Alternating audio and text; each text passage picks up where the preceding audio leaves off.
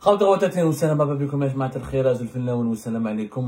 que vous allez bien, j'espère que vous vous portez bien. En France, un vaste réseau de vols de voitures ou de voitures volées a été démantelé au sein même du port de Marseille.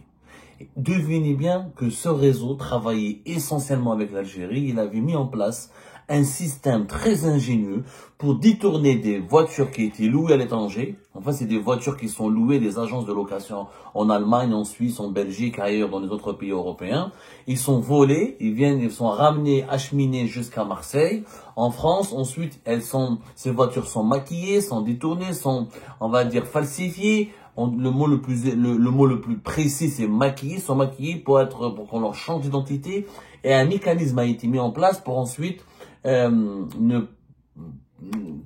pour les détourner, pour les envoyer vers l'Algérie sans que les services de sécurité français ne se rendent compte qu'elles soient des voitures volées.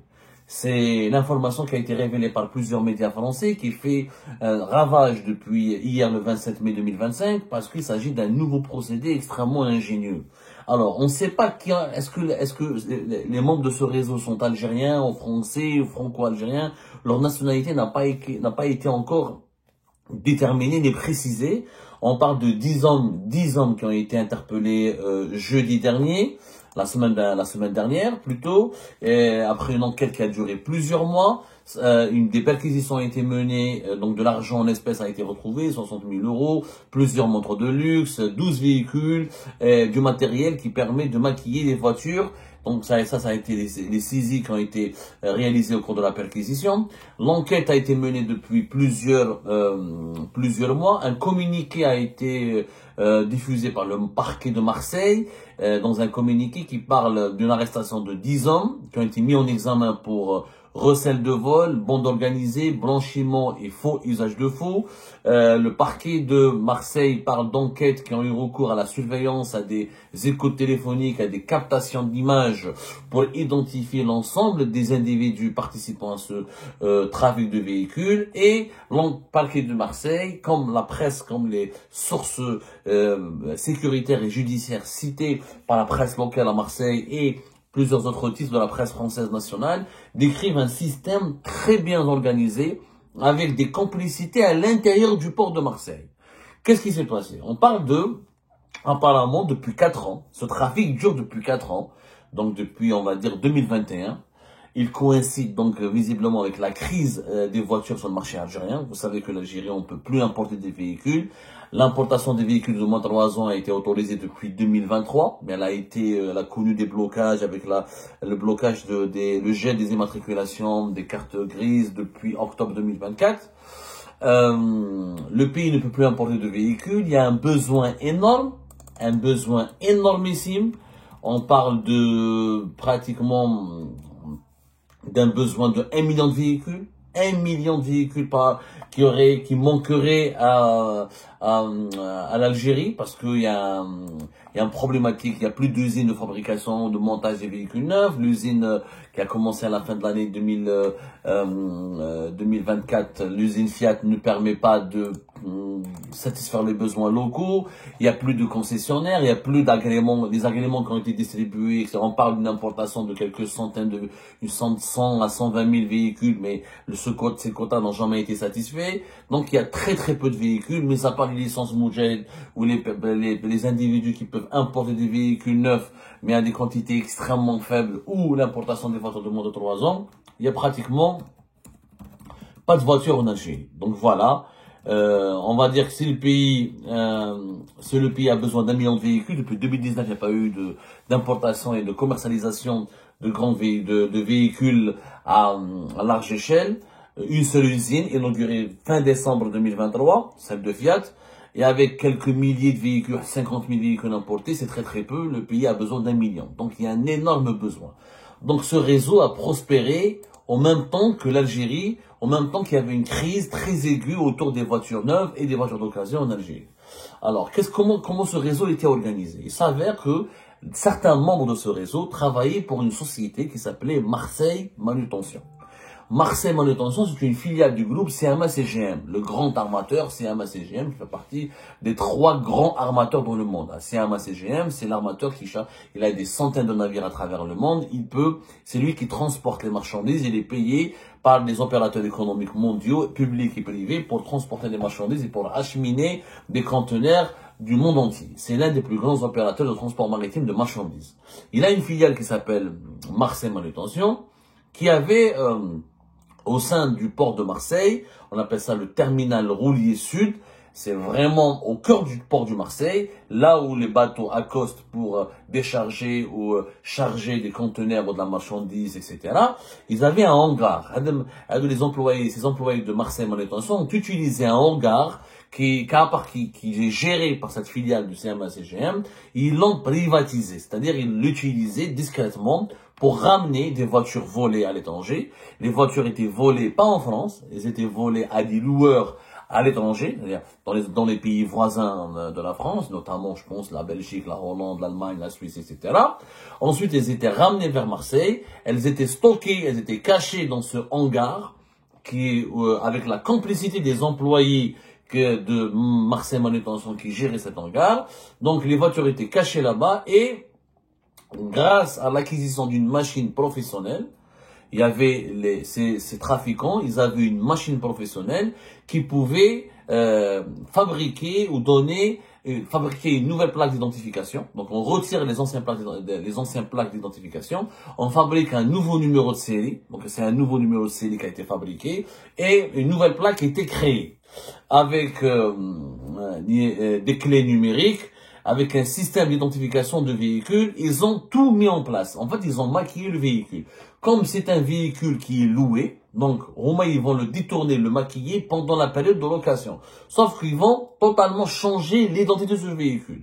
Nouvelle plaque d'immatriculation, nouvelle clé numérique, nouveau système d'identification des véhicules. Donc, lorsque l'opération de maquillage est réalisée, la voiture avec sa nouvelle identification était embarquée sur des cargos à destination de l'Algérie.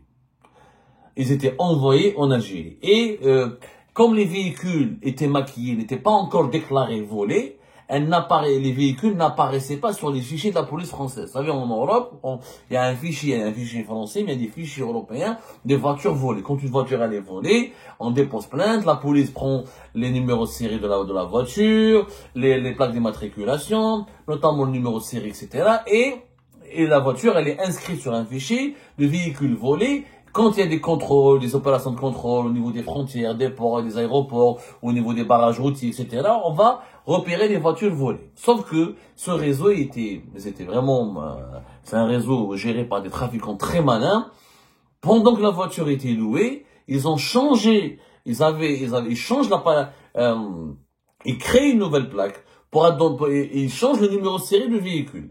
Du coup, comme il n'apparaît pas sur le fichier de la police française comme étant des voitures volées, ils peuvent facilement être envoyés depuis le port de Marseille vers l'Algérie. Et c'est 20 à 30 voitures volées chaque mois, depuis 4 ans, qui passaient par ce procédé qui était maquillé de la sorte dans ce hangar au cœur du port de Marseille avec la complicité de certains employés d'une filiale importante de CMA-CGM à Marseille. Ces opérations étaient réalisées avec la complicité d'individus ayant d'importantes responsabilités portuaires qui autorisaient, moyennant des rémunérations, l'entrée sur leur port des véhicules ainsi qu'un accès pour l'équipe de maquillage des véhicules en mettant à disposition de l'organisation criminelle un hangar situé au sein de la zone d'accès réservée pour plus de discrétion.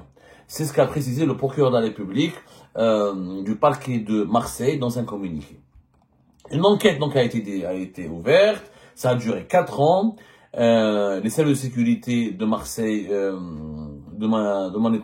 au sein de cette Marseille, les services de sécurité français ont enquêté au sein même de cette société qui s'appelle Marseille Manutention. Et les suspects ont été identifiés, suivis, traqués, mis sur écoute, et le réseau a été démantelé à la fin, au cours de ce mois de mai 2025, on estimait qu'il y avait un préjudice de 30 millions d'euros. 30 millions d'euros d'équivalent de voitures qui ont été, donc, ça c'est préjudice pour les assurances et les loueurs. Alors, on ne sait pas, 20 à 30 véhicules par mois, pendant 4 ans, vous imaginez, calculer, c'est c'est pratiquement plus de 2000 véhicules, c'est pratiquement 3000, plus de 3000, c'est pratiquement 3000 véhicules par an, 3000 véhicules par an multiplié par 4, c'est quand même un chiffre assez important, c'est plus de 10 000, presque 12 000 véhicules volés sont donc parvenus, ont été donc envoyés vers l'Algérie via ce réseau de trafiquants qui a mis en place un système ingénieux. Franchement, c'est incroyable. Donc, on ne sait pas encore s'il s'agit de qui sont algériens. Ils ont envoyé, les véhicules étaient destinés à l'Algérie. Donc, il y a certainement des membres de ce réseau qui soient ou franco-algériens ou des Algériens. Parce que, pourquoi l'Algérie encore une fois? Parce qu'il y a un marché en tension, une crise de véhicules, une pénurie de voitures neuves, une pénurie de véhicules, et les voitures étaient particulièrement recherchées, sont devenues un objet très prisé. Il faut savoir que les véhicules et les voitures neuves, comme d'occasion en Algérie en ce moment, c'est le marché le plus cher du monde. Je crois pas qu'il y a un pays où les voitures sont les plus chères. Sauf peut-être les pays en guerre, l'Afghanistan, la Syrie, etc. Et encore, les voitures en Algérie sont extrêmement chères. Par rapport à pratiquement tous les pays voisins, à tous les pays européens, l'Algérie, c'est le pays où les voitures sont les plus chères, parce qu'il y a une demande énorme et une très forte pénurie. Il y a 1 million d'Algériens qui ont besoin de voitures, il y a à peine 100 000 véhicules qui sont proposés à la vente, donc vous imaginez l'immense écart entre la demande et l'offre. Aujourd'hui, même des voitures d'occasion, des anciennes voitures Maruti et Logan, valent plus de 150 millions de centimes, alors que, voilà, elles valaient même pas 50 ou 60 millions de centimes, il y a de cela 15-10 ans. C'est le seul pays où 10 des voitures d'occasion de plus de 10 ans, 10, 12 ans, voire 15 ans, ont pris encore de la valeur par rapport à leur prix initial. C'est du jamais vu dans le monde entier. Aucun pays au monde, vous allez trouver une voiture âgée de plus de 10 ans qui coûte 10 ans plus tard après sa vente plus cher qu'au moment de son achat. C'est du jamais vu. Comme il y a une forte tension, comme le pays il est fermé, il est verrouillé, c'est la conséquence désastreuse de la politique menée par le régime algérien dans le secteur automobile. Il a créé des pénuries en masse, il a vraiment créé une frustration nationale autour de la voiture. Donc ces réseaux criminels se sont spécialisés pour satisfaire et pour approvisionner le marché algérien. 30 à 40 véhicules pour ce réseau, qui est vraiment ingénieux parce que voilà, ils ont utilisé un hangar au sein du port de Marseille et ramené les véhicules volés à l'étranger, les détournés à l'étranger, depuis l'étranger vers ce hangar, un système, une machine qui a été utilisée pour créer une nouvelle plaque, pour créer un nouveau numéro de série, pour donner un nouveau numéro de série, pour disposer de nous, pour changer les clés, pour qu'il y ait de nouvelles clés numériques, pour un nouveau système d'identification des véhicules, c'est ce qui a permis à ces trafiquants, à ces voleurs d'échapper à la vigilance de la police française pendant 4 ans. Voilà, ça ne pouvait pas trop durer face aux plaintes et face aux réclamations des loueurs et face au travail de surveillance des autorités des services de sécurité français.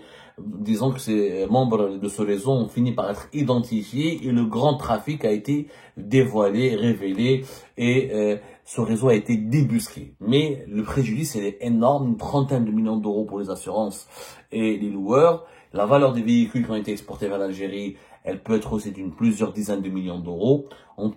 C'est depuis 4 ans, c'est au moins 10 000 véhicules volés ont été exportés vers l'Algérie de cette manière. Est-ce qu'il y aura une enquête complémentaire en Algérie? Est-ce que les autorités algériennes vont être saisies? Est-ce qu'elles vont essayer de voir où sont parties ces voitures volées? Est-ce qu'il y a des complices en Algérie qui réceptionnent ces voitures? Est-ce que ces voitures ont été vendues à des Algériens en France, ensuite ils les ont revendues? Est-ce que les Algériens qui ont acheté ces voitures en France étaient innocents, complices? Est-ce que ça, encore une fois, il y a beaucoup d'interrogations, il y a beaucoup de zones d'ombre dans cette affaire, les enquêtes se poursuivent. Est-ce qu'il y aura d'autres arrestations prochainement? Beaucoup de questions restent en suspens par rapport à cette affaire extrêmement grave. Moi, je pense... Il est permis de douter qu'il y ait des complicités en Algérie, parce que généralement, ce sont des Algériens qui prennent des voitures de France, qui vont les dédouaner, qui vont les revendre en Algérie. C'est très peu de cas où ce sont les Algériens qui viennent en France, qui achètent des voitures pour les ramener. C'est souvent des complices de ces criminels, de ces voleurs, qui vont ramener les voitures en Algérie, qui vont les vendre. Ou ce réseau peut-être s'est contenté de les vendre, ensuite de les exporter vers l'Algérie en encaissant les devises sur place en France. C'est possible. En tout cas, ça reste à déterminer. Ce réseau de trafic de voitures et son mécanisme ingénieux disposant d'une machine professionnelle inédite qui permet donc de changer le numéro de série de la voiture et de créer une nouvelle plaque, c'est tout simplement inédit pour le moment. Et les tensions et la crise du marché du véhicule en Algérie alimente malheureusement ou fait le bonheur des réseaux criminels qui détournent et qui volent des voitures. Malheureusement, l'Algérie est en train de devenir, à cause de sa mauvaise gestion des importations des véhicules et du marché de l'automobile, une cible privilégiée des réseaux criminels et de réseaux de voleurs en Europe.